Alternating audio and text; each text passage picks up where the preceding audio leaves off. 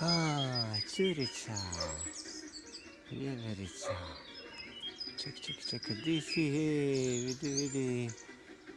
Kako, čekaj, kako ću te naći.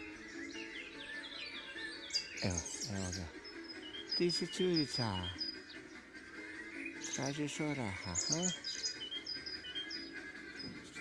Tražiš oraha, curica.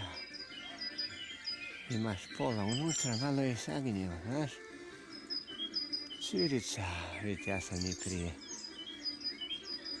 Eto, grubo rečeno ubio. Pogodim je. Tako, s jednom 5-6. Onda sam je jeo. I krasno sam tu mjerio penis. Imaju penise, oni imaju 21 cm srepo, a penis im 7 cm. Jebote. Znači 3 puta kraći.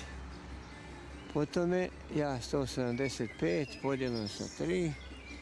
Sad to treba računati koliko je to.